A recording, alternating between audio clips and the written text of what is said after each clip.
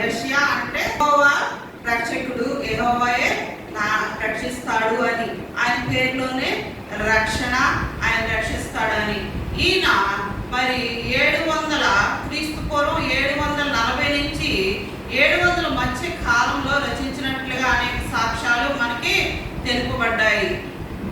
అదేవిధంగా ఈయన పాత నిబంధన మరి తెరవబడింది అని కూడా మరి ఆయన ప్రభువారు మరి యెషయా గ్రంథము విప్పబడెను అని కూడా రాయబడి ఉన్నది. ఇది చదువుతుంటే క్రొత్త నిబంధన చదివినట్టే ఉంటుంది. ఆయన మరణము, పుట్టిక, వేదన, బాధ ఏ విధంగా ఉండాలి, ఏ విధంగా నడవాలి, ఒక రీతిగా ఆయన సన్నిధికి ఎలా రావాలి అనేది ఇది ఈ యొక్క పాఠంలో ముఖ్యంగా చెప్పబడింది మనకి. దుర్మార్గులు కట్టిన కట్లను విప్పడం. దుర్మార్గులు ఎవరు వాళ్ళంటే సాతాను, లూసిఫర్. ఫస్ట్ మనకి కనబడేది ఈ యొక్క చెప్పబడే సాతాన్ అంటే అసలు లూసిఫర్ నుంచే మనకి సాతాను ప్రవేశం అనేది మనకి జరిగింది. లూకా సువార్త 13వ అధ్యాయం 16వ వచనం చూసినట్లయితే, ఇదిగో 18 ఏళ్ల నుండి సాతానుచే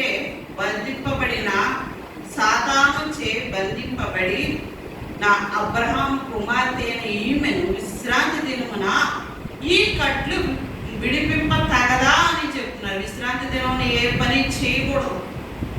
కానీ మనం ఎద్దో లేదంటే మనమో ఎక్కడన్నా పడిపోతే దాన్ని తీయడం మానేస్తామా? ఇది లోపలికి వెళ్ళిపోతుంది. కాబట్టి సాతాను చేత బంధింపబడిన వాళ్ళు ఏం చేస్తారో వాళ్ళకే తెలియదు. కాబట్టి పాపం అనేటువంటి కట్లు అవి విడిపించగలదా? ఇది మంచి కార్యం, చెడ్డ కార్యం కాదు. విశ్రాంతి దినమున మనం ఆచరించేది మంచి మంచి కార్యాలను మనం చేయగలగాలి.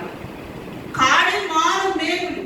కాడి అంటే మాను అంటే మనకు తెలుసు ఏంటది, చెక్క. మేకు గుచ్చబడడం. మనం ఆయనకి అనేకమైన మేకులు గుచ్చాం. తల మీద మేకులు గుచ్చాం.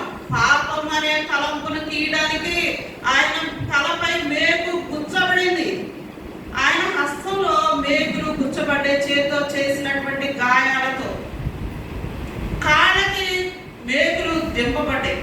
ప్రతి పాపము నుంచి తీసివేయండి. ఉపవాసము చేయడంతో పాటు మీలో ఉన్న పాపాన్ని కడిగి వేయాలి. పశ్చాత్తాపం అనేది ఉండాలి. పశ్చాత్తాపం ఎప్పుడు వస్తుందంటే పాప క్షమాపణ మనలో ఎప్పుడైతే కలుగుతుందో అప్పుడే మనకి పశ్చాత్తాపం అనేది కలుగుతుంది. పశ్చాత్తాపం ద్వారానే మనం ఏం చేస్తాం, బాప్తిసం తీసుకుంటాం. ఆయన శరీరాన్ని, రక్తాన్ని పంచుకుంటాం. ఆయనతో సహజీవనం చేయాలి అంటే మనం ఉపవాసము అంటే అంటే దగ్గర, వాసము నివాసము. 6 నెలల సహవాసం చేస్తే వారు వీరవుతారు. మనము పెరిగిన దగ్గర నుంచి, బాప్తిసం తీసుకున్న దగ్గర నుంచి ఆయనలోనే పెరుగుతున్నాం కదా. ఆయనకి ఇష్టమైన ఉపవాసము నీకు తెలియదా? ఆయన ఇష్టమైన ఉపవాసాన్ని గ్రహించొద్దా? ఆయన ఏ విధంగా నిన్ను అంగీకరిస్తాడనేది నువ్వు ఎరిగిన దానిగా ఉండాలి కదా అనేది. మరి యెషయా ఆయన ఆత్మ పూర్ణుడై ఈ యొక్క వచనాలను రాస్తున్నాడు. ఎందుకంటే ఒక ఇశ్రాయేలీనికే కాదు తప్పిపోవడం. మనం ఆదాము నుంచి మనం పాపాలు, ప్రతి పాపం ఆయన ప్రాణు మీద తీసివేశాడు. కాబట్టి మరలా మనం పాపం చేయకుండా ఉండాలనే దాని గురించే ఈ యొక్క వాక్యం చెప్పబడుతుంది. పశ్చాత్తాపంతో పాటు పాప క్షమాపణ అనేది ఉండాలి. అదే 7వ వచనం చూసినట్లయితే, నీ ఆహారము నీకు దేవుడు ఇస్తాడు. ఆహారం నీకు కలిగిన ఆహారము ఇతరులకు పెట్టాలి.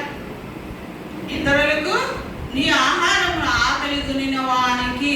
చాలా మంది నాకు కూడా తెలియనప్పుడు ఏ బాబు వెళ్ళిరా నువ్వు అని చెప్తాం. అలా చెప్పొద్దంటున్నాడు ఆయన.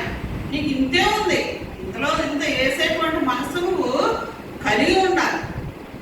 నీ రక్త సంబంధికి, రక్త సంబంధి అంటే మనం దేవుని యొక్క రక్త సంబంధులు. అదే విధంగా మన రక్త సంబంధులు ఉంటారు. వారి ఇబ్బందులు ఉన్నప్పుడు అయ్యో ఏంటి ఇట్లా వస్తున్నాడు, ఏంటి ఇంటికి వస్తే ఏదో ఒకటి అడుగుతాడేమో అనేసి మనం తలుపు వేయకూడదు.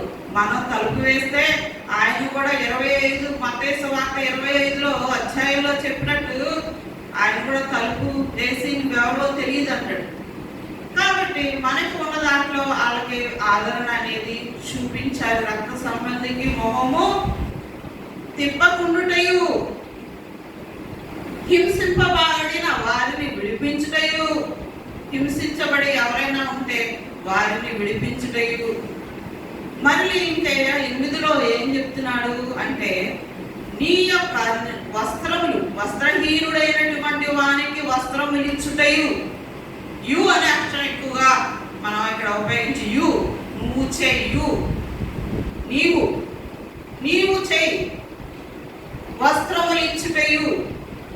లూకా సువార్త 3వ అధ్యాయం 11వ వచనంలో ఏముంటది? నీకు రెండు అంగీలు కలవాడు ఏం చేయాలి? ఒక అంగీని ఏమీ లేని వానికి ఇవ్వాలి. అదే రీతిగా నీకు కలిగిన ఆహారాన్ని కూడా నువ్వు అదే విధంగా ఇవ్వగలిగినటువంటి వానిగా ఉండాలి. ఆయనకు ఉన్నదే 2 అంగీలు, ఒకటి వేసుకోవడానికి, మార్చుకునేందుకు ఇంకోటి.